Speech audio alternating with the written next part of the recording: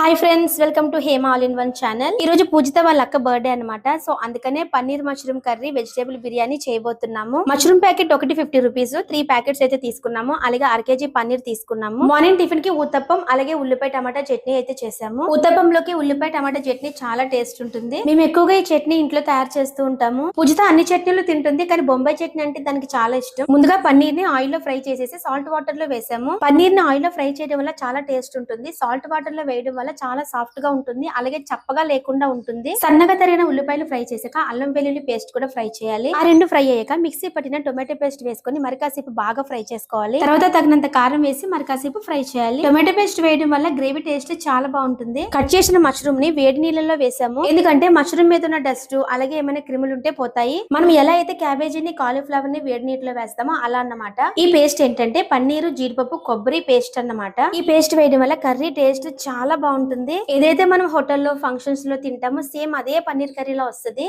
ఈ paneer mushroom curry చపాతీలో గానీ, రైస్ లో గానీ, బిర్యానీలో గానీ చాలా అంటే చాలా బాగుంటుంది. పన్నీర్ ని ముందుగా ఆయిల్ లో ఫ్రై చేసి సాల్ట్ వాటర్ లో వేసాం కదా, సో ఆ సాల్ట్ వాటర్ తో పాటు పన్నీర్ ని కూడా వేసేసాము. ఇంకా ఎక్స్ట్రా వాటర్ వేయాల్సిన అవసరం లేదు, ఆ వాటర్ సరిపోతుంది. చివరిలో కొత్తిమీర అలాగే మసాలా పౌడర్, లైట్ గా ఫ్రై చేసిన కస్తూరి మేతిని నలిపి వేయాలి. కస్తూరి మేతి వల్ల కర్రీకి మంచి ఫ్లేవర్ వస్తుంది. కర్రీ చాలా పర్ఫెక్ట్ గా చాలా టేస్టీగా రెడీ అయిపోయింది. ఈ కర్రీలో మనం ఎప్పుడైతే జీడిపప్పు కొబ్బరి పన్నీర్ పేస్ట్ వేసామో దాని వల్ల కర్రీ రుచి అనేది డబుల్ అవుతుంది. ఇప్పుడు వెజిటేబుల్ బిర్యానీ స్టార్ట్ చేద్దాము. ఇంట్లో వెన్నుంటే మార్నింగ్ పెట్టాము, సో ఆ నెయ్యిని వేసాము, అలాగే కొంచెం ఆయిల్ వేసాము. బిర్యానీకి సరిపడినంత మసాలా సామాన్లు, జీడిపప్పు, ఉల్లిపాయలు, పచ్చిమిర్చి వేసి బాగా ఫ్రై చేసాము. అవన్నీ ఫ్రై అయిపోయాక అల్లం వెల్లుల్లి పేస్ట్ వేసి పచ్చివాసన పోయేంత వరకు బాగా ఫ్రై చేసుకోవాలి. తర్వాత వేడి నీటిలో వేసిన మిల్ మేకర్ ని చిన్న చిన్న ముక్కలుగా కట్ చేసి మిల్ మేకర్ ని కూడా బాగా ఫ్రై చేసాము. ఇవి ఒరిజినల్ గ్రీన్ పీస్ అన్నమాట. ఇవి మనకి పన్నీర్ మష్రూమ్ అమ్మే స్టోర్ లో అయితే దొరుకుతాయి. ఎండబెట్టిన బఠానీని నానబెట్టి కొన్ని చోట్ల అమ్ముతారు. ఈ బఠానీ అది కాదు, ఒలిచిన బఠానీ అన్నమాట. కర్రీలో చాలా మెత్తగా కుక్ అయిపోతాయి. సన్నగా కట్ చేసిన టొమాటోని కూడా ఫ్రై చేసాక బఠానీని యాడ్ చేసాము. ఒకదాని తర్వాత ఒకటి బాగా ఫ్రై చేసుకోవాలి. ఏది ఫ్రై అవ్వకపోయినా టేస్ట్ బాగోదు. సరిపడినంత కల్లుప్పుని, కొత్తిమీర, పుదీనాను కూడా వేసి బాగా ఫ్రై చేసాము. కొబ్బరిని ముక్కలుగా కట్ చేసి మిక్సీ పట్టి కొబ్బరి పాలు తీసాము. ఒక గ్లాసు బియ్యానికి 2 గ్లాసులు వాటర్ చొప్పున కొబ్బరి పాలు వాటర్ ని కలిపి వేసాము. దీనిని మనం కొబ్బరి అన్నం అనొచ్చు, లేదా వెజిటేబుల్ బిర్యానీ అని కూడా అనొచ్చు. లాస్ట్ లో కరివేపాకు, కొంచెం గరం మసాలా యాడ్ చేసాము. వాటర్ బాగా మరిగాక కడిగిన బాస్మతి రైస్ ని యాడ్ చేసాము. బాస్మతి రైస్ కడగకపోతే గ్లాస్ కి 2 గ్లాసులు వాటర్ సరిపోతుంది. ఒకవేళ కడిగితే గ్లాస్ కి పావు తక్కువ 2 గ్లాసులు వాటర్ సరిపోతుంది. బిర్యానీ ముద్దవకుండా చాలా పర్ఫెక్ట్ గా వచ్చింది. బిర్యానీకి పన్నీర్ మష్రూమ్ కర్రీకి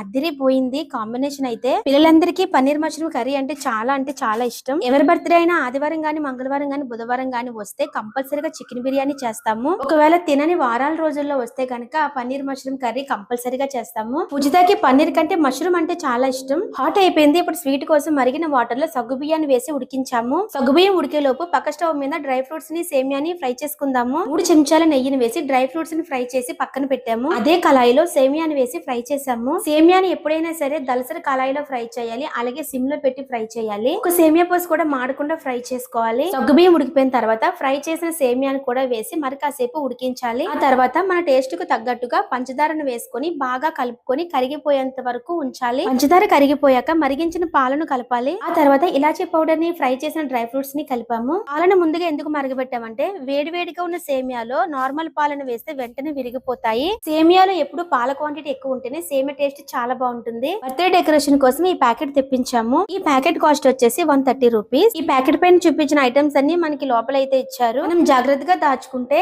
ఎన్నిసార్లైనా వాడుకోవచ్చు. ఈ ప్యాకెట్ లో అన్నిటికన్నా బటర్ఫ్లైస్ చాలా బాగా నచ్చాయి. మనకి దీంతో 2-in-1 ప్లాస్టర్ కూడా ఇచ్చారు. 130 రూపీస్ కి మనకి ఈ ఐటమ్స్ అన్ని వచ్చాయి. అందరూ కలిపి డెకరేషన్ స్టార్ట్ చేశారు. డెకరేషన్ అయితే కంప్లీట్ అయిపోయింది. డెకరేషన్ నీట్ గా సింపుల్ గా చేశారు. మనకి బెలూన్స్ అయితే త్వరగా పోతాయి, కానీ మిగతా ఐటమ్స్ అన్ని జాగ్రత్తగా దాచుకుంటే ఇంకొన్ని రోజులు వాడుకోవచ్చు. డ్రై ఫ్రూట్స్ కేక్ అయితే ఆర్డర్ చేసాము. ఈ కేక్ వచ్చేసి మనకి 500 పడింది. ఈ కేక్ ఎక్కడ ఆర్డర్ చేసామంటే కాకినాడ కోకిలా సెంటర్ లో బొమ్మరిల్లు ఆపోజిట్ లో ఒక కేక్ షాప్ ఉంటుంది, అక్కడ ఆర్డర్ చేసాము. కేక్ కటింగ్ అయితే అయిపోయింది. ఒకరికొకరు కేక్స్ తినిపించుకొని సరదాగా ఎంజాయ్ చేసాము. పూజితకి ఫీవర్ గా ఉంది, అందుకే సింపుల్ గా రెడీ అయింది. అందరం కలిసి గిఫ్ట్స్ ఇచ్చాము, కానీ నా వీడియో తీయలేకపోయాను. బర్త్డే అయితే సింపుల్ గా బాగానే జరిగింది. Vegetable biryani, paneer mushroom curry, సేమియా, కేకు అన్ని టేస్ట్ చాలా బాగున్నాయి. ఫుల్ గా తినేసాము. నెక్స్ట్ మంత్ పూజిత బర్త్డే ఉంది, July 4th.